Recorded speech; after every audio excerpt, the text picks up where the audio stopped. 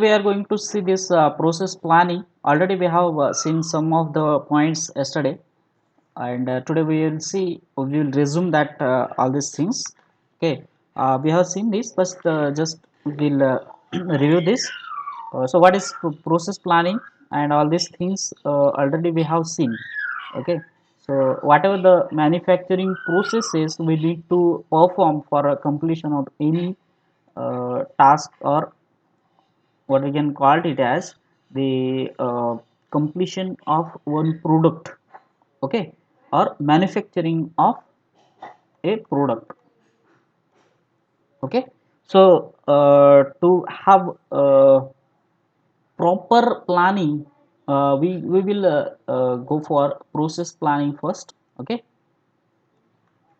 so if we do this process planning with the help of computer, it is called as the computer aided process planning. Okay, so CAPP it is called as. So we know that these are the modules, these are the components of process planning, that is design, then machine tools, okay, then scheduling and production control. Okay, these are what the basic and individual components of your process planning. Okay, so everything that related to process planning, introductory part we have seen yesterday. So we will move towards the next slide. So we have seen these problems facing in the manufacturing industries. Okay, so according to the US government, we have seen that the only 11% of machine tools are in US are programmable. So 11% machine tools can be programmed. Okay, and more than 53% of metal working plants has US in the US has not even one computer control machine. Okay, many are things in the India also. We are having many scarcity of these machine control units. Okay, and again we can see this cost effective नहीं है ये components, है ना, क्योंकि these components are having a very high cost. Okay, then lack of experience in using this such machines, क्योंकि हमारे पास skilled man power नहीं है ना, तो उसकी वजह से ये एक्सपर्टीज हमारे पास नहीं आ सकते, है ना। Then too small size batch size बहुत ही स्मॉल होती है, उसकी वजह से मास प्रोडक्शन का वहाँ पे ज़रूरत होता है, ताकि वो मशीन का कॉस्ट भी निकल जाए, है ना। और program offset the planning and programming cost. Okay, planning and programming cost जो भी होता है, जैसे कंप्यूटर एडेड प्रोग्रामिंग, तो वो भी सब चीज़ें हैं उसमें थोड़ा सा ये मतलब बैच साइज स्मॉल होने की वजह से उतना प्रॉफिट नहीं मिल पाता है। Then we can see this one of a kind and small batch. So इसमें इंपॉर्टेंट क्या होते हैं, ऑब्जेक्टिव्स, लीड टाइम होता है और कॉस्ट होती है।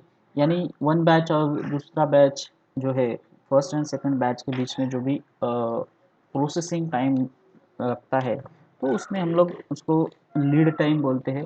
यानी idle time also we can call it as, जिसमें कोई प्रोडक्शन होता नहीं है। तो ये टाइम भी हमारा जो है बहुत इंपॉर्टेंट होता है ना। लीड टाइम अगर लेस हुआ तो कॉस्ट जो है हमारा बच जाएगा बहुत सारा, है ना। और उसके साथ ही कुछ अप्रोचेस हमको है उसको ओवरकम करने के लिए। Process selection that should be perfect, then use of existing facilities, इसके ऊपर हमको ज़्यादा स्ट्रेस देना है कि हमारे पास जो फैसिलिटीज़ अवेलेबल है, जैसे कि हमारे पास सीएनसी है, लेकिन वो एडवांस लेवल का सीएनसी नहीं है, लेकिन हम लोग सीएनसी के ऊपर काम चला लेंगे, क्योंकि एडवांस लेवल का सीएनसी लाने से हमारा कॉस्ट भी बढ़ जाएगा, प्रोडक्ट का कॉस्ट बढ़ जाएगा, तो मार्केट में हम लोग टिक नहीं पाएंगे, है ना। सो मास प्रोडक्शन में क्या होता है कि ऑब्जेक्टिव क्या है, कॉस्ट इफेक्टिव प्रोडक्ट बनाना है हमको, है ना। देन कॉस्ट बढ़ जाता है उसमें, लेकिन फिर क्या है कि प्रोसेस डिज़ाइन ऐसी करना है कि उससे कॉस्ट बच जाए हमारा। देन ऑप्टिमाइजेशन करना है, मतलब time optimisation, lead time optimisation हम लोग बोल सकते हैं, उसके साथ material optimisation, then design facilities optimization. Okay, and next we will see this how do the process engineer, ये हम लोगों ने कल लास्ट में देखा था कि प्रोसेस इंजीनियर क्या करता है ना। So first is process engineer को क्या क्या चीज़ें ढूंढना है, क्या चीज़ का आंसर ढूंढना है। So how can we make it, okay, how means किस तरीके से, कैसे हम लोग उसको मेजर करने वाले हैं, है ना। सो इस प्रोसेस, प्रोसेस पता होनी चाहिए। Then how much does it cost, है ना, कितना मनी लगने वाला है, पैसा कितना लगने वाला है ना। Then how long will it take us to complete it, duration, product और project duration, duration. Then how reliable it will be, reliability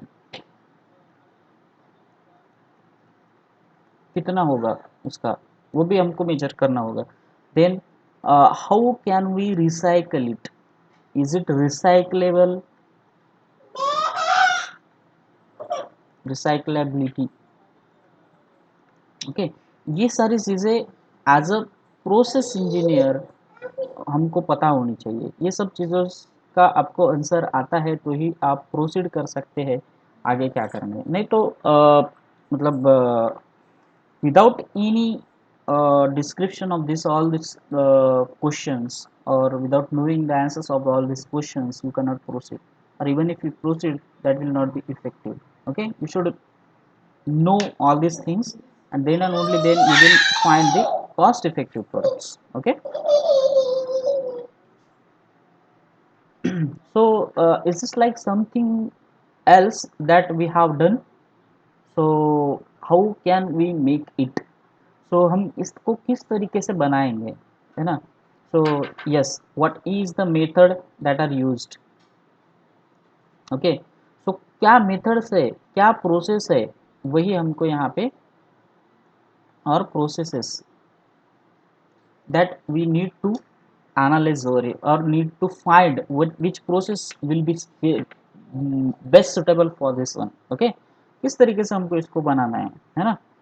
और अगर इसका आंसर नो है, अगर हमको पता नहीं है, तो डिज़ाइन अ न्यू प्रोसेस, अगर हमारे पास नहीं है वो प्रोसेस, क्योंकि नया कंपोनेंट है तो नई प्रोसेस हमको डिज़ाइन करना पड़ेगा, उसके लिए क्या फिर से और प्रोसेस डिज़ाइन, है ना, बराबर है। ठीक है, then next question is what methods were used, okay. So which methods, machining method, है ना, प्रेस वर्किंग है, या वेल्डिंग फैब्रिकेशन है, या कास्टिंग है सबसे पहले। देन पाउडर मटेरियल का, पाउडर मेटालर्जी का कुछ प्रोसेसेस है, और लेयर डिपोजिशन है, मतलब यानी कंपोजिट मटेरियल है, या फिर ऑर्डर है। ऑर्डर में और कुछ आएगा, ईसीएम आएगा, है ना। देन ईडीएम आ सकता है ना, और मिलिंग आ सकता है। देन सीएनसी आ सकता है, लेथ आ सकता है ना। और बहुत सारी चीज़ें जो मैन्युफैक्चरिंग प्रोसेस में आपको आप कर सकते हैं, है ना। सो सभी चीज़ें हैं, मशीनिंग मेथड्स कौन सी है क्या नहीं, ये सब चीज़ें हमको वहाँ पे पता होनी चाहिए। सो वेल्डिंग फैब्रिकेशन और एडिटिव मैन्युफैक्चरिंग और एडिटिव टेक्निक्स, इसमें हम लोग क्या करेंगे, सबसे पहले एडिटिव टेक्निक यानी क्या है कि एक कंपोनेंट दूसरे के ऊपर ऐड करते जाना है, वेल्ड करते जाना है। The initial stock, initial raw material हम लोगों के पास है ना, रॉ मटेरियल ये भी है ना, ये इसके साथ हम लोगों ने यहाँ पे वेल्ड कर लिया है ना। उसके साथ फिर से अगेन इससे वेल्ड करना है हमको, इसको वेल्ड करना है, इसके साथ इसको वेल्ड करना है, okay, then we can have this final product which is purely based on the welding, okay। then we are having this machining method, subtractive technique, okay। so ये कंपोनेंट है हमारे पास, इनिशियल स्टॉक है, तो इसको यहाँ से हमको स्लॉट बनाना है, तो हम कौन सी मशीनिंग प्रोसेस यूज करेंगे, ये इतना पूरा निकालना है हमको, है ना। ये यहाँ पे निकाल दिया है ना। तो मशीनिंग प्रोसेस कौन सी यूज़ करना है हमको, कौन सा मशीन प्रोसेस निकालना है, तो वो प्रोसेस आपको रहेगा, दैट इज़ शिपिंग मशीन या फिर मटेरियल रिमूवल, या फिर हम लोग इसको काट के ले सकते हैं, है ना, यहाँ से, है ना। Then we are removing this thing from all this, okay, bigger component, okay. Then we are having this final component, that is so it should not be there here. We will have this component, okay. So यहाँ से पूरा ये निकाल देंगे, तो इस तरीके से दिखेगा वो, है ना। यहाँ पे निकाल देंगे हम लोग ये सब, सही है, बराबर है। ये इस तरीके के दिखेगा, ये नहीं रहेगा यहाँ पे, ये गलती से दिया हुआ है, ठीक है। फिर नेक्स्ट, कास्टिंग और फॉर्म मेथड्स। कास्टिंग हमको बनाना है ना। कास्टिंग में क्या है कि इस तरीके का प्रोडक्ट है, उसको मेल्ट करके हम लोग क्या करेंगे, मेल्ट करने के बाद कोई कोप एंड ड्रैग बॉक्स है, उसमें हम लोग उसको क्या क्या करेंगे, है ना, कास्टिंग प्रोसेस बोल रहा हूँ मैं, है ना। Forming methods, okay. तो इसमें फिर से इसका ये प्रोटोटाइप बनाएंगे हम लोग, है ना, या फिर मोल्ड तैयार करेंगे, है ना। ये मोल्ड है, इसमें मोल्टन मेटल पोर करेंगे, है ना, और देन सॉलिड पार्ट, ये हमारा फाइनल आ जाएगा, ठीक है।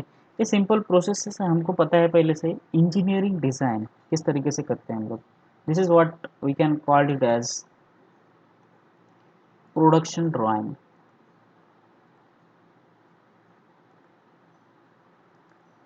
हालांकि सब पूरा चीज़ यहाँ पे दिया नहीं है, all details, that is bill of material नहीं है यहाँ पे, बिल ऑफ मटेरियल, है ना, पार्ट स्पेसिफिकेशंस नहीं है कि नहीं। लेकिन वो सब चीज़ें ऐड करने के बाद ये प्रोडक्शन ड्राइंग बन जाता है। इसको कैसे हमको रीड करना है, क्या करना है, ये सब चीज़ें हमको देखना है। उसके साथ ही हम देखेंगे कि और भी बहुत सारी चीज़ें हैं, है ना। जैसे कि यहाँ पे कंस्ट्रक्टिव सॉलिड ज्योमेट्री है, CSG, constructive solid geometry, okay. यानी यानी क्या है, CSG, हाँ यहाँ पे दिया हुआ है CSG मॉडल, ओके। तो इसमें क्या होता है ना, सबसे पहले हम लोग यहाँ पे एक एक चीज़ ऐड करते जा रहे हैं, है ना। इस चीज़, एक कंपोनेंट है वहाँ पे, और दूसरा कंपोनेंट यहाँ पे बनाए हुए हैं हम लोगों ने, इसको ड्रिलिंग किया है ना। इसके साथ ये दोनों को क्या किया हम लोगों ने, जोड़ दिया है ना। और इस कंपोनेंट को किस तरीके से बनाया हम लोगों ने, है ना, क्या किया, इसमें से ये सब्सट्रैक्ट किया, क्या किया, सब्सट्रैक्ट किया, और ये दोनों को क्या किया, ऐड किया, उसके बाद ये कंपोनेंट बना हुआ है ना, बराबर है। तो बाउंड्री रिप्रेजेंटेशन मॉडलिंग, है ना, यहाँ पे हम लोगों ने यहाँ पे किया फेस, है ना, ये लूप है, एज है, एंड वर्टेक्स है, बराबर है। इस तरीके से ये बाउंड्री रिप्रेजेंटेशन मॉडल बनाया हुआ है। इसको और डिटेल में हम लोग देख सकते हैं, है ना। बाउंड्री रिप्रेजेंटेशन यानी क्या है, कोई भी कंपोनेंट का सिर्फ बाउंड्रीज दिखाना, सिर्फ यहाँ पे अभी ये है, इसका सॉलिड पार्ट नहीं दिखाना है मेरे को, सिर्फ बाउंड्रीज दिखाना है।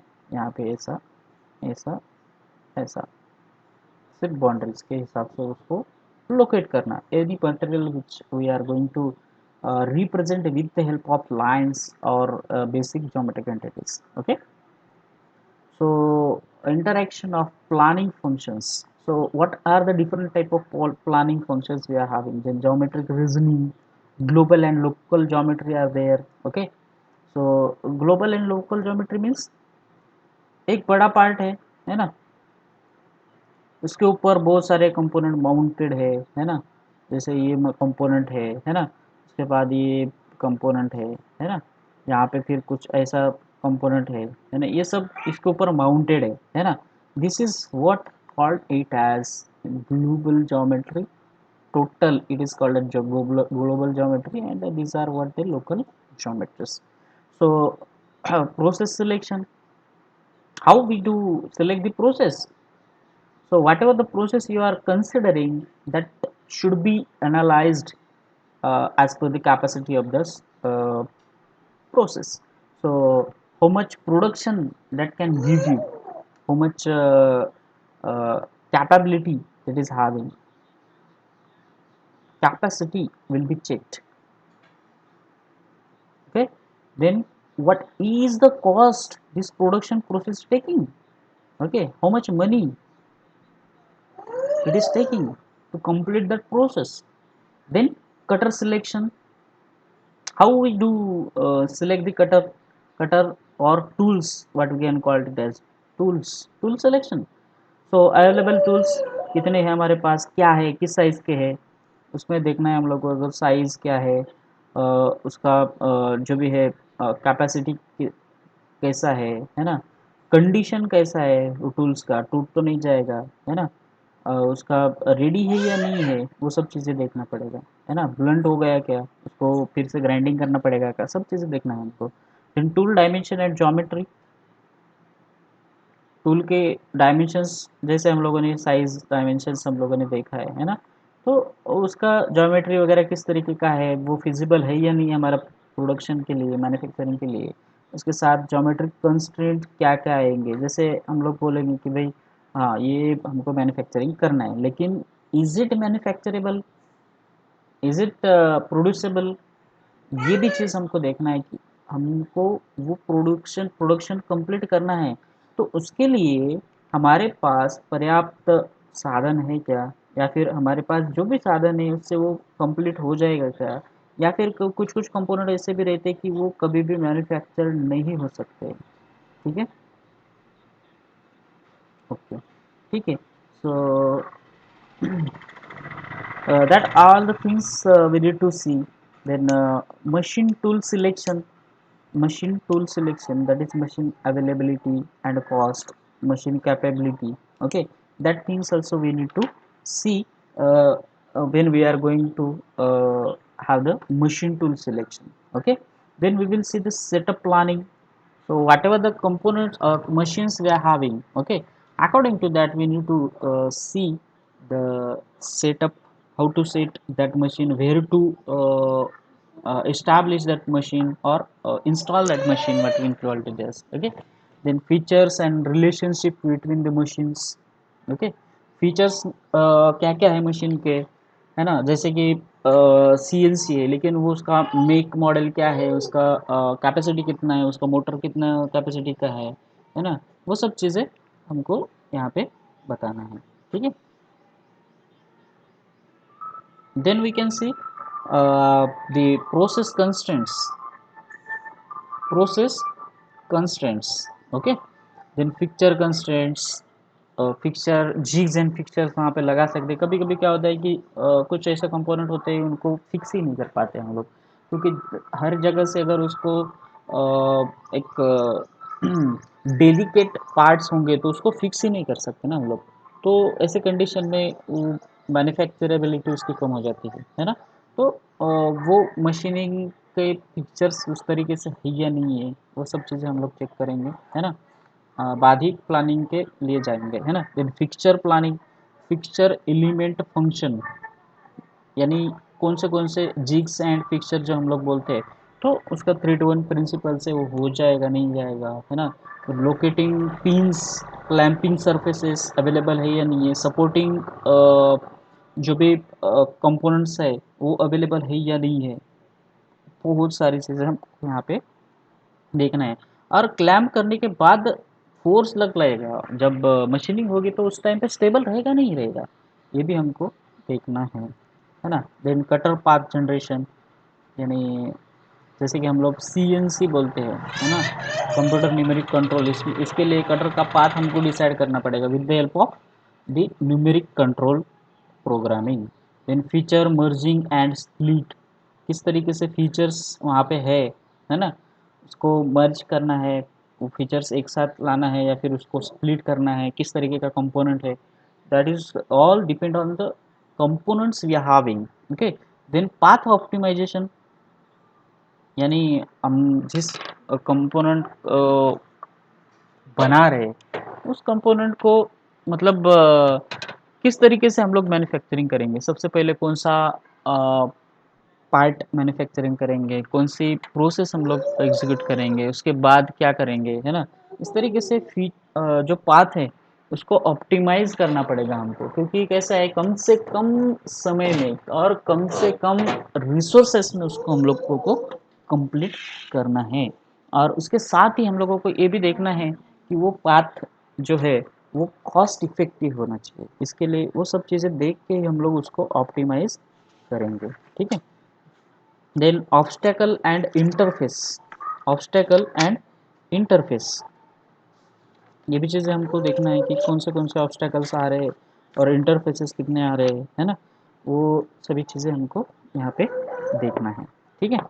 और बहुत सारी चीज़ें हैं, उसके एक एक करके हम लोग देखेंगे, है ना। How do we process plan, है ना। प्रोसेस प्लानिंग कंपनी में किस तरीके से की जाती है ये हम लोगों को यहाँ पे देखना है। ठीक है। तो सबसे पहले प्रोसेस प्लानिंग क्या करना है, also called as the operation sheet, root sheet, operation planning summary or another similar name. Okay, so ये सब चीज़ें हैं यहाँ पे, routing routing sheet, operation planning summary, ये सब चीज़ें हमको वहाँ पे बना है प्रोसेस प्लानिंग में। तो we can refer the previous process plan for this one. Okay, so we can have some ideas about how to go. Okay, so how we can proceed.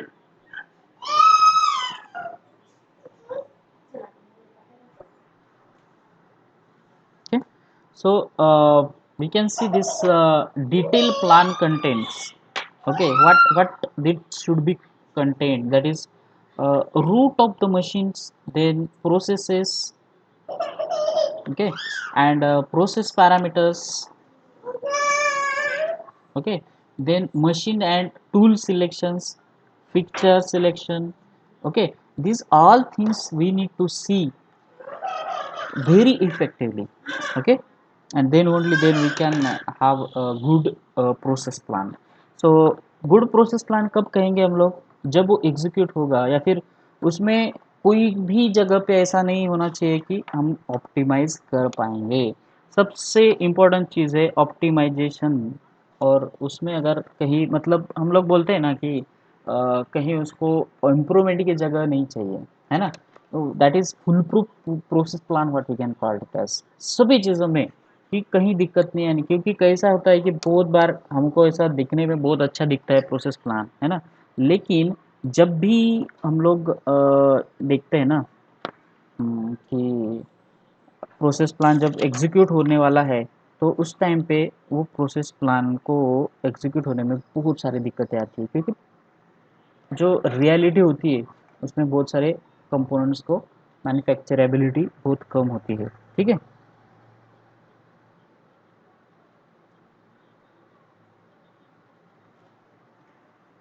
और how detail the plan is depend on the application.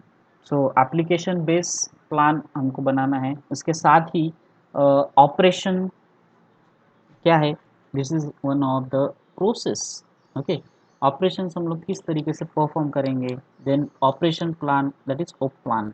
Okay, that contains the description of the operation which includes tools, machines to be used, process parameters, machining time etcetera. Okay, इतनी सारी चीज़ें हम लोगों को वहाँ पे देखना है। ओके, टूल्स है, मशीन्स है, देन प्रोसेस पैरामीटर्स है, मशीनिंग टाइम सबसे इम्पोर्टेंट है। ओके, ये सब चीज़ें ऑपरेशन प्लान में आ जाएंगी। Then operation sequence, summary of process plan. Operation sequence यानी the step by step procedure, that is called as the operation plan sequence. Okay, then we will see this example. एक simple process plan हम लोग देखेंगे यहाँ पे। जैसे जो भी है जिसने बनाया वो वहाँ पे नाम रहेगा, देन पार्ट नंबर यहाँ पे रहेगा, पार्ट नेम रहेगा, माउंटिंग ब्रैकेट हमको मैन्युफैक्चर करना है, then work station, first work station है, यहाँ पे स्टार्ट टाइम 0 रहेगा, है ना। तो यहाँ से मतलब कितना टाइम लगने वाला है, तो उसके बाद तो 5 मिनट यहाँ पे लगने वाला है हमको इस मशीन के ऊपर। नेक्स्ट यहाँ पे मिलिंग का है ना, तो मिलिंग 5 मिनट के बाद स्टार्ट होगा, है ना।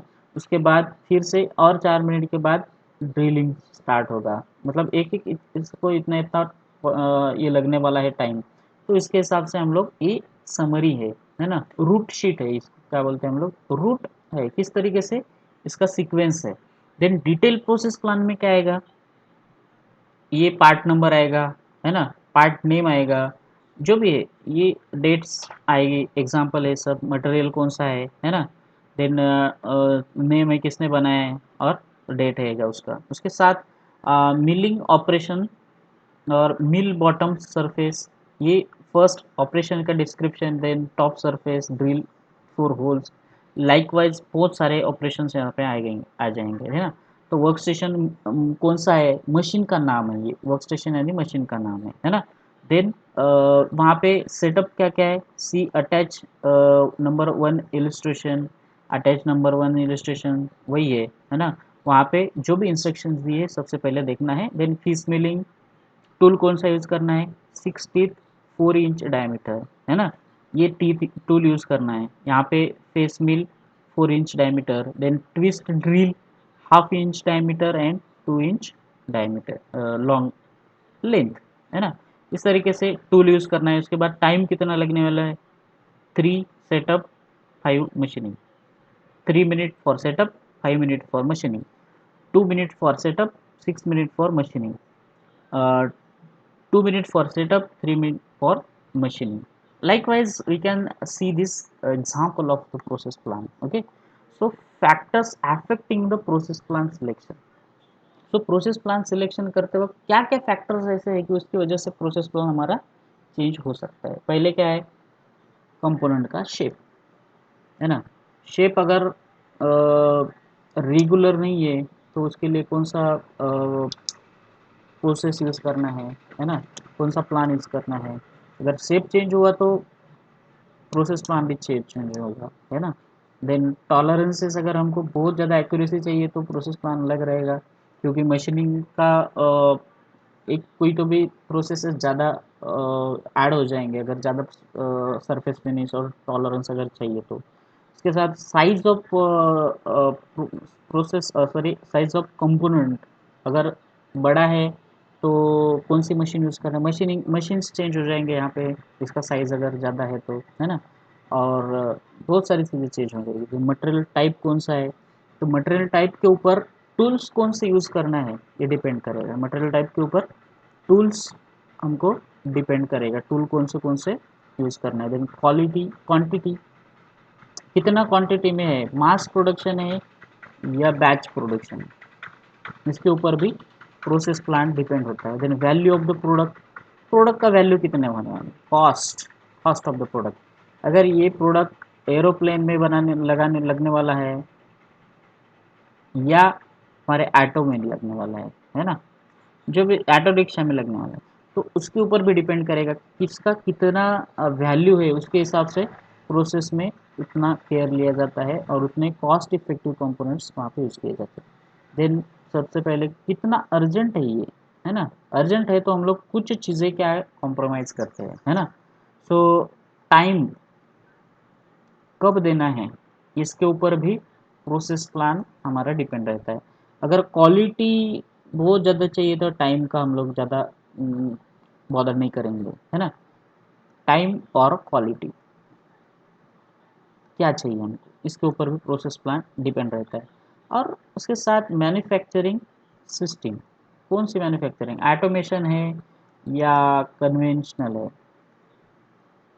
ऑटोमेशन है या कन्वेंशनल मैन्युफैक्चरिंग है, इसके ऊपर भी बहुत सारी चीज़ें डिपेंड करती है, ठीक है। उसके बाद प्रोसेस प्लानिंग क्लासिफिकेशन है, ये हम लोग क्या करेंगे, कल के लेक्चर में देखेंगे, क्योंकि अभी आपका लेक्चर जो है, लेक्चर का टाइम आई थिंक हो रहा है, इसके बाद में आपको फिर से दूसरा लेक्चर भी अटेंड करना है।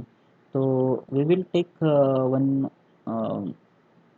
review of all these things. Okay, so we will see it. Just एक 5 मिनट में इसको हम लोग रिवाइज करेंगे, और ये प्रोसेस प्लानिंग क्लासिफिकेशन खत्म होने के बाद, है ना। So computer aided things planning अगर हम लोग यूज़ करेंगे तो वेरिएंट्स कौन से रहेंगे? GT base, group technology,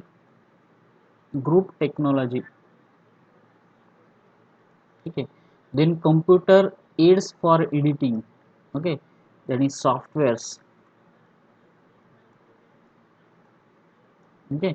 then parameter selections, बहुत सारे पैरामीटर्स हैं, ओके। प्रोसेस पैरामीटर्स हम लोग उसको बोलेंगे, प्रोसेस पैरामीटर्स,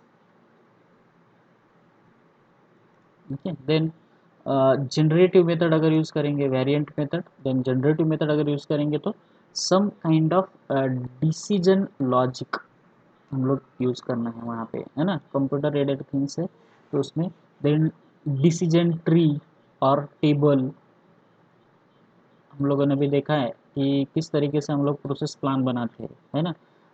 तो डिसीजन ट्री किस तरीके से हम लोग लेंगे, क्योंकि अगर प्रोसेस प्लान में अगर हमको कॉस्ट इफेक्टिव बनाना है तो कौन सा प्रोसेस प्लान चूज़ करना है, या फिर कहाँ पे यूज़ होने वाला है ना।